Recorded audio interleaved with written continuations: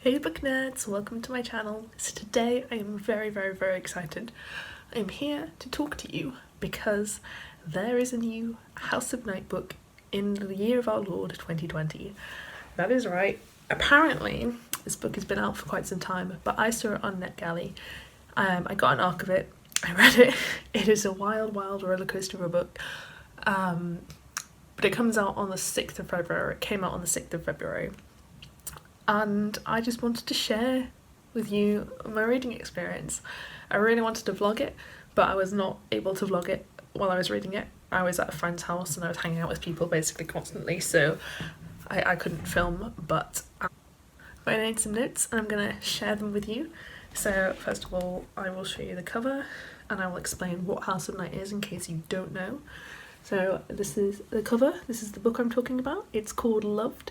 It is the first of a new trilogy, which is incredible. I really hope I get to read the other ones. So, House of Night is a vampire book series. I think there were like 14 books in total or something in the original series, about a girl called Zoe Redbird who is like the world's biggest Mary Sue. She's a vampire with super special awesome powers. She has a group of friends she calls the Nerd Herd. And I read these books, I must have started them when I was like 13 and I thought they were so good. I was like, these are 1,000 times better than Twilight because these are like what real teenagers are like. What can I say? I was a very misguided teenager. Anyway, so these books are just ridiculous in so many ways. And I read the entirety of the original series and they just get more and more insane. So the reasons they're insane is basically Zoe ends up with like 1 million love interests. There's lots of like boy drama. There's lots of insane plot elements, like magic elements and stuff that makes no sense. Zoe just keeps getting more and more powers and all of that stuff. They fall into the so bad it's good category for me, so I really enjoy reading them because they're so insane. And they just kind of suck you in. So I'm going to start talking about this book. I'm going to spoil stuff, not really in a lot of detail, but just as a heads up, there's going to be brief spoilers. If I go into heavy spoilers, I will give you another spoiler warning. Honestly, if you've not read these books, I would recommend them. I would also recommend watching this video because, like, knowing what happens in the plot is an entirely different experience from reading it, and you can't really spoil them unless you're like a hardcore House of Night fan. Who like is genuinely seriously into them, and if you are, there's nothing wrong with that. Do not get me wrong, I'm not making fun of you at all. I just think that these books are insane. So, right from the get-go, on the first page of Loved, it starts off with like a dream sequence, and there are 5 entire celebrities mentioned on the first page of this book. And let me tell you, so the House of Night series always had like really heavy references to like stuff like Glee, True Blood, all kinds of pop culture references and celebrities, but like 5 on the first page is already a lot. So it is just like travelling back in time and reading the original series, which is good. Like, if you enjoyed the original series, you will love the new trilogy, I'm sure. So Aphrodite, however you want to say it, continues to be the best character ever. She starts off as the like alpha bitch in the original series and then befriends the group but keeps her bitchy personality, and she's just like, she basically lampshades everything insane that the characters do, so they talk in like text speak. Zoe herself will not swear, and Aphrodite is just like, can you not, like, she uses like bull poopy and weird words like that, and Aphrodite's like, what are you doing? You're an adult, just use adult words.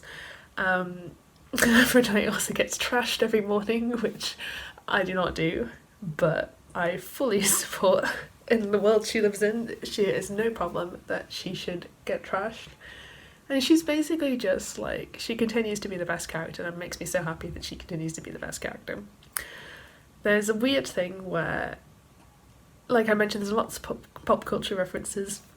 There are rooms in this book that are compared to famous rooms, and I don't know if it's just me. I have no idea that I didn't even know there was famous rooms, but like at one point Zoe walks into a scene and she's like, this just looks exactly like a specific room of a specific building mixed with specific room from another specific building.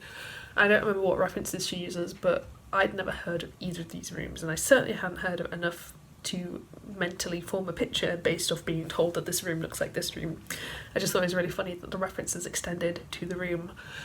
So, Aphrodite's mother is now running for like congresswoman. I don't know American politics, but she's basically running for like the British equivalent of an MP in her area. And her slogan is, I kid you not, make Tulsa strong again.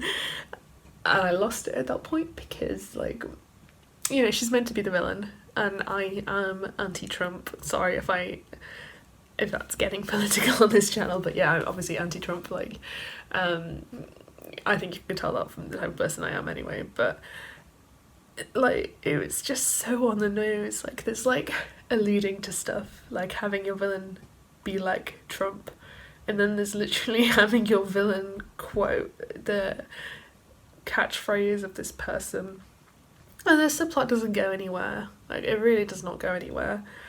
I am now going to go into, oh no, one more thing before I go into spoilers actually.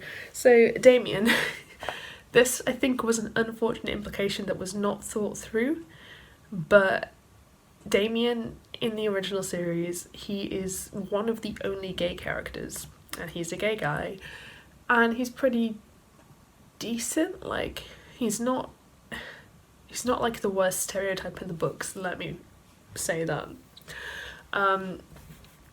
Which is really sad. He's not even like the fourth worst stereotype in these books. But like, he cries all the time in this book. Like, every single time, I think for his first 4 appearances, every single time he's on page, he cries, and there is a good reason for this plot-wise, in terms of the stuff that he's going through. But I thought they were doing like some weird, like, you know, having the only gay character be the only gay male character be the one who is a weepy mess is a little unfortunate implications territory.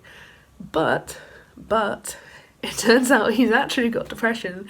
So, like, and that's not really a spoiler, but like, I guess it's a different type of unfortunate implications, because now it means that, you know, the way they've portrayed depression is that you just burst into tears at every given opportunity, which it's not really depression, not really great representation. But then there's so much worse in this. There's like the black girl who keeps referring to herself as brown sugar constantly, which is just a little weird. And there is 2 lesbian characters in this who I forgot. One of them is actually from the original series, and I just completely forgot that she existed. At one point, they were casting, I'm not going to go into detail about the magic system of this world, but they were casting a spell, and they used their romantic love as a catalyst for the spell. And this is told to you that by doing this, they accidentally turned everyone in their school gay for women. And then it's implied that they took advantage of this and just had sex with a bunch of straight female students because they thought they were lesbians whilst they were under the spell. Yeah, this book is really bad for that kind of stuff. It's like every few pages you're just like, yikes, this was not, you know, there's lots of things like that where you think it would just be common sense that it rings alarm bells, but clearly not. I'm now going to go into some heavy plot spoilers if anyone cares. Again, not to, I mean, you're perfectly within your rights to care. I'm sorry I'm being a bit salty in this video, or a bit like, I don't know, spicy maybe. So, the first book, there are vampires. Or the first series, there are vampires. There are vampires, and there's super special red vampires, and then there's like even more special vampires. And in this series, there are now zombies. And the plot of this book is insane. So I'm actually going to talk about the plot now. So in the original series, there was Damien, who I mentioned was the gay guy. He got a love interest. And his love interest was called Jack Twist, who, if you don't know, is the name of one of the characters from Brokeback Mountain. And Jack Twist is like the campest gay character that ever existed. And I'm going to spoil original House of Night now as well. He dies whilst, and I wish I was making this up, he is decorating for a celebration, and he's on top of a ladder singing specifically the Glee version of Defying Gravity, and the villain comes along and it's like, haha, I'm going to kill you now, and she like kills him, and he sings the high note of Defying Gravity as he falls dramatically off the ladder and dies the gayest death that has ever been recorded on page. Correct me if I'm wrong, but dear God, have you got to try hard to beat that. So he died in the original series.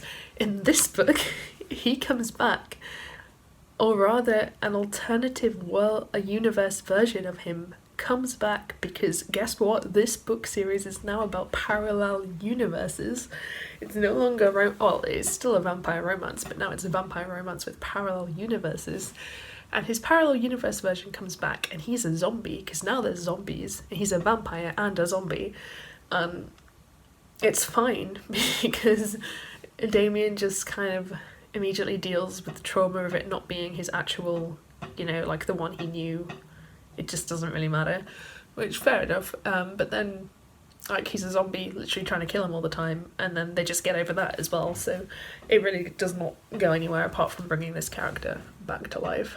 And then the parallel universes thing. So Zoe is the main character. In the parallel universe, her brother is the main character, but he's basically her, and he comes into their universe, and then he goes back to his own universe, and that's like how the first book ends of this trilogy, and I'm really intrigued to see where it goes. But I never thought House of Night could get even more insane than the plots from the first series of books, but now we just have like vampires, zombies, parallel universes. It's crazy, and I'm very excited. So yeah, so like I said, I really recommend these books for a good time if you like that kind of, if you enjoy reading that kind of stuff. They are hot garbage in the best way, and I do not mean this to insult the authors or anything. Like, I genuinely have so much love for this book series because it's so off the wall and weird and like insane, and also like they do a lot of problematic stuff, so I don't even mind that much. Like, you know, you could try not to be problematic, guys. It's not that hard. Yeah, so this is a little bit of a rambly, ranty video, but hopefully I kept it upbeat. Let me know if you've read this book series, or if you would like to reread or read this book series, because I'm going to reread the whole series. I don't know yet if I'm going to do videos. I probably will, or blog posts or something to commemorate this, but yeah, I had a blast reading this book. I'm really glad I got the arc, genuinely, and I would love to get arcs of the future ones. But yeah, thank you so much for watching this video. I hope you enjoyed it. If you did, please give me a thumbs up, it helps you out massively, and I hope to see you next time.